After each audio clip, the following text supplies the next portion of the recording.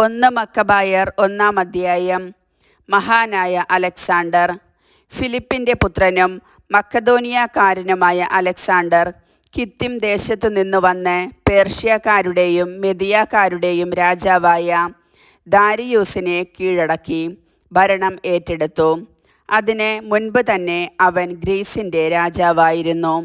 അവൻ നിരവധി യുദ്ധങ്ങൾ ചെയ്തു, കോട്ടകൾ പിടിച്ചടക്കി, രാജാക്കന്മാരെ വധിച്ചു. ഭൂമിയുടെ അതിർത്തികൾ വരെ അവൻ മുന്നേറി അസംഖ്യം രാജ്യങ്ങൾ കൊള്ളയടിച്ചു. ലോകം മുഴുവൻ തനിക്ക് അധീനമായപ്പോൾ അവൻ അഹങ്കാരോന്മത്തനായി. സുശക്തമായൊരു സൈന്യത്തെ ശേഖരിച്ച് അവൻ രാജ്യങ്ങളുടെയും ജനതകളുടെയും നാടുവാഴികളുടെയും മേൽ ആധിപത്യം സ്ഥാപിച്ചു. അവർ അവന് സാമന്തരായി. അങ്ങനെയിരിക്കെ അവൻ രോഗബാധിതനായി. മരണം ആസന്നമായെന്ന് അവൻ മനസ്സിലാക്കി. ചെറുപ്പം മുതലേ തൻ്റെ പാർശ്വവർത്തികളായിരുന്ന സമുന്നതരായ സേനാധിപന്മാരെ വിളിച്ചു വരുത്തി അവർക്ക് താൻ മരിക്കുന്നതിന് മുൻപ് അവൻ രാജ്യം വിഭജിച്ചു കൊടുത്തു. 12 വർഷത്തെ ഭരണത്തിനു ശേഷം അലക്സാണ്ടർ മരണമടഞ്ഞു. സേനാധിപന്മാർ താന്താങ്ങളുടെ പ്രദേശങ്ങളിൽ ഭരണം തുടങ്ങി. അലക്സാണ്ടറുടെ മരണത്തിനു ശേഷം അവർ സ്വയം കിരീടം ധരിച്ച് രാജാക്കന്മാരായി. അനേക വർഷത്തേക്ക് അവരുടെ പുത്രന്മാരും ആ രീതി തുടർന്നു. അവർ മൂലം ഭൂമിയിൽ ദുരിതങ്ങൾ പെരുകി. അന്തിയോക്കസ് എപ്പിഫാനസ്. അവരുടെ വംശത്തിൽപ്പെട്ട അന്തിയോക്കസ് രാജാവിൻ്റെ പുത്രനായി തിന്മയുടെ വേരായ അന്തിയോക്കസ് എപ്പിഫാനസ് ജനിച്ചു. ഗ്രീക്കു സാമ്രാജ്യം സ്ഥാപിതമായതിൻ്റെ 137-ാം വർഷം ഭരണമേൽക്കുന്നതിന് മുൻപ് അവൻ റോമായിൽ തടവിലായിരുന്നു.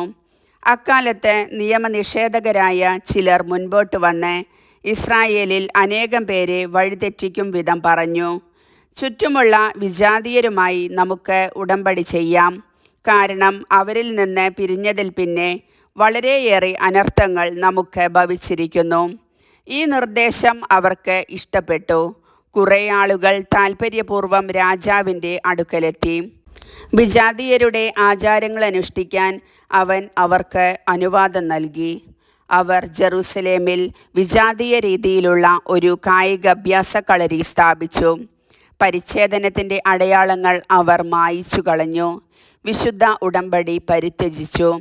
വിജാതീയരോട് ചേർന്ന് ദുഷ്കൃത്യങ്ങളിൽ മുഴുകുകയും ചെയ്തു. രാജ്യം തൻ്റെ കയ്യിൽ ഭദ്രമായി എന്നു കണ്ട് ഈജിപ്തിൻ്റെ കൂടി രാജാവാകാൻ അന്തിയോക്കസ് തീരുമാനിച്ചു. ഇരു രാജ്യങ്ങളുടെയും അധിപനാകാനായിരുന്നു അവൻ്റെ മോഹം. രഥങ്ങളും ആനകളും കുതിരപ്പട്ടാളവും വലിയൊരു കപ്പൽ പടയും അടങ്ങിയ സുശക്തമായ സൈന്യത്തോടെ അവൻ ഈജിപ്തിനെ ആക്രമിച്ചു. ഈജിപ്ത് രാജാവായ ടോളമിയുമായി അവൻ ഏറ്റുമുട്ടി. ടോളമി പിന്തിരിഞ്ഞോടി. വളരെ പേർ മുറിവേറ്റു വീണു. ഈജിപ്തിലെ സുരക്ഷിത നഗരങ്ങൾ അവൻ പിടിച്ചടക്കി. ഈജിപ്ത് ദേശം കൊള്ളയടിച്ചു.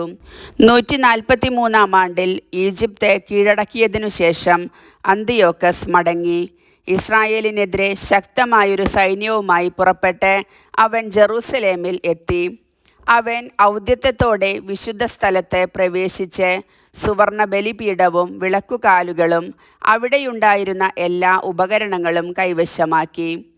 തിരുസാന്നിധ്യ അപ്പത്തിൻ്റെ മേശയും പാനീയ ബലിക്കുള്ള ചഷകങ്ങളും കോപ്പകളും സുവർണ ധൂപ കലശങ്ങളും തിരശ്ശീലയും കിരീടങ്ങളും ദേവാലയ പൂമുഖത്തെ കനകവിധാനങ്ങളും എല്ലാം അവൻ കൊള്ളയടിച്ചു. അവിടെയുണ്ടായിരുന്ന വെള്ളിയും സ്വർണവും വിലപിടിച്ച പാത്രങ്ങളും കൈവശപ്പെടുത്തി. ഒളിച്ചു വച്ചിരുന്ന നിധികളിൽ കണ്ടെത്തിയതെല്ലാം അവൻ കൈക്കലാക്കി.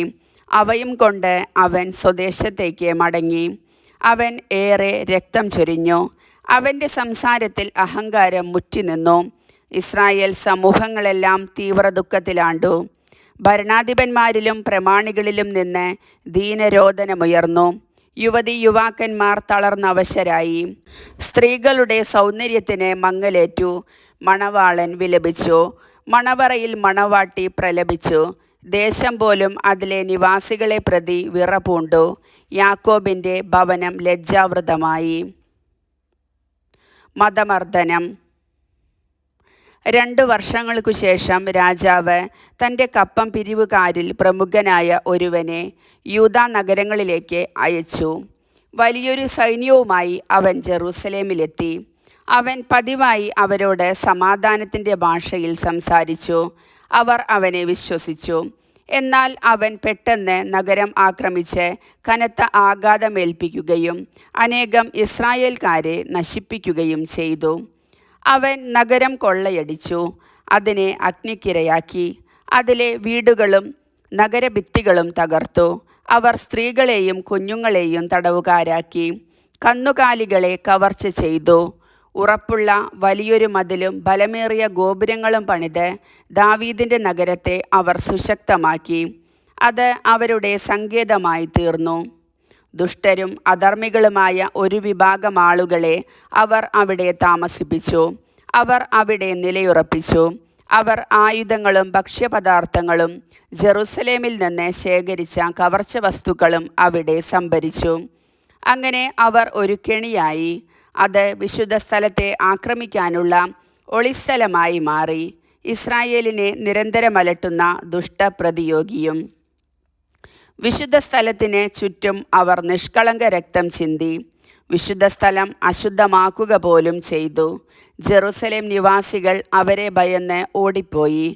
അവൾ വിദേശീയരുടെ വാസസ്ഥലമായി പരിണമിച്ചു. സ്വസന്താനങ്ങൾക്ക് അവൾ അന്യയായി. സ്വന്തം മകൾ അവളെ ഉപേക്ഷിച്ചു.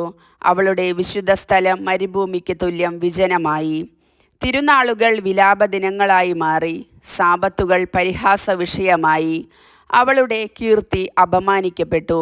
അപകീർത്തി മുൻമഹത്വത്തിനൊപ്പം അവളെ ചുറ്റിനിന്നു. അവളുടെ ഔന്നത്യം വിലാപത്തിന് വഴിമാറി. സ്വന്തം ആചാരങ്ങൾ ഉപേക്ഷിച്ച് എല്ലാവരും ഒരു ജനതയായി തീരണമെന്ന് രാജാവ് രാജ്യത്തെങ്ങും കൽപ്പന വിളംബരം ചെയ്തു. വിജാതീയരെല്ലാം രാജകൽപ്പന സ്വാഗതം ചെയ്തു. ഇസ്രായേലിൽ നിന്നുപോലും വളരെ പേർ അവൻ്റെ ഇംഗിതം സന്തോഷം സ്വീകരിച്ചു.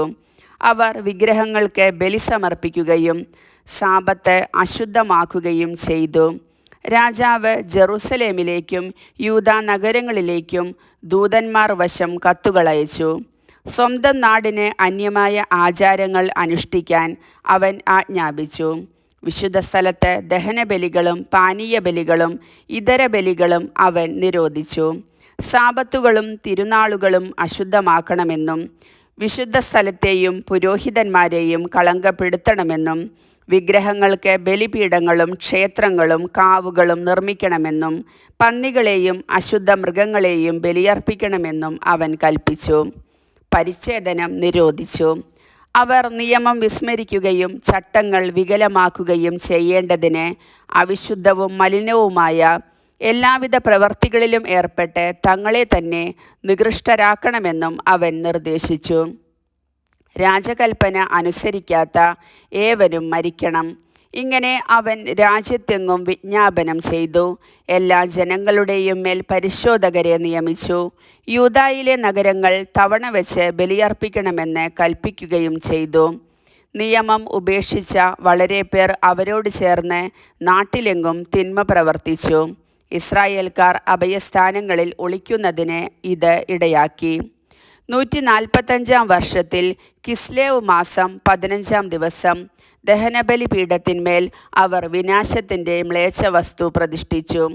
ചുറ്റുമുള്ള യൂദാ നഗരങ്ങളിലും അവർ ബലിപീഠങ്ങൾ നിർമ്മിച്ചു. വീടുകളുടെ വാതിലുകളിലും തെരുവീഥികളിലും അവർ ധൂപമർപ്പിച്ചു. കിട്ടിയ നിയമഗ്രന്ഥങ്ങൾ കീറി തീയിലിട്ടു.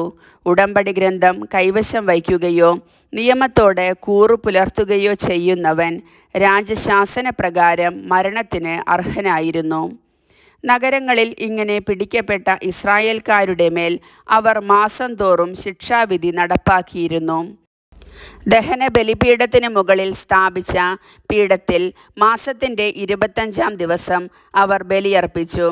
പുത്രന്മാരെ പരിച്ഛേദനം ചെയ്യിച്ച സ്ത്രീകളെ രാജകൽപ്പന പ്രകാരം അവർ വധിച്ചു. അവരുടെ കുടുംബാംഗങ്ങളും പരിച്ഛേദനം ചെയ്തവരും വധിക്കപ്പെട്ടു. ശിശുക്കളെ തള്ളമാരുടെ കഴുത്തിൽ തൂക്കിക്കൊന്നു. എങ്കിലും ഇസ്രായേലിൽ വളരെ പേർ അചഞ്ചലരായി നിന്നു. അശുദ്ധ ഭക്ഷണം കഴിക്കുകയില്ലെന്ന് അവർ ദൃഢനിശ്ചയം ചെയ്തു. ഭക്ഷണത്താൽ മലിനരാകുകയോ വിശുദ്ധ ഉടമ്പടി അശുദ്ധമാക്കുകയോ ചെയ്യുന്നതിനേക്കാൾ മരിക്കാൻ അവർ സന്നദ്ധരായി. അവർ മരണം വരിക്കുകയും ചെയ്തു. ഇസ്രായേലിൻ്റെ മേൽ അത്യുഗ്രമായ ക്രോധം നിപതിച്ചു. കർത്താവിൻ്റെ വചനം.